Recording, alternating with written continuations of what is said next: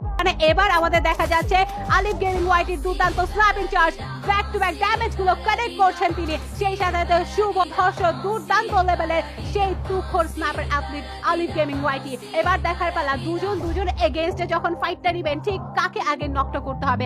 আলিফ জানে কাকে আগে নকটা নিতে হয়, বাট এবার শর্টের মধ্যে থাকবে প্লেয়ার। হেই বেবি শর্টের মধ্যে এন্ট্রি নিয়েছে ওবায়দুল ভাই, কোনো মতে ছাড়টা দিবেন না। ব্যাক সাইড থেকে বাংলাদেশ টপার এবার কভারটা করছেন। ওবায়দুল নেবেন নক, শুভ নেবেন knock. Oh what a headshot Alif gaming right now. Bangladesh top 1 totally on fire. লিউরিস গেমিং যাবে তো যাবে কোথায়? ব্যাক সাইডে যাওয়ার মতো এবার কোন সিচুয়েশন থাকছে কিনা? সোলো প্লেয়ার, সোলো সার্ভাইভার, কোনো মতেই তাকে এখান থেকে যেতে দেওয়া যাবে না। জয় ভাই সেই ফার্স্টে ডাবল ভেক্টর ইউজারকারী।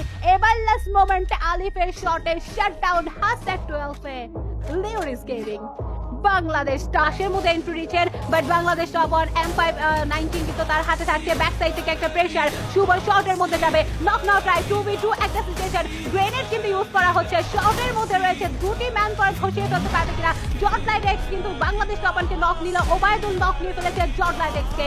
এন্ড এখান থেকে বাংলাদেশ টপ 1 কে আবার রেস্কিউ করে ফেলা হবে। BD top 1 totally on fire. Shuvo knock হয়ে গেছে, but doesn't matter. BD top 1 Obaidul ভাই and Alif gaming top notch লেভেলের পারফরম্যান্স করে আছে। বিডি টপ 1 দিশানের শটের knock. Dishan for aggression. Dishan gaming কামব্যাকটা পসিবল কিনা নাকি পুরোপুরি ধসে যাবে? What a show!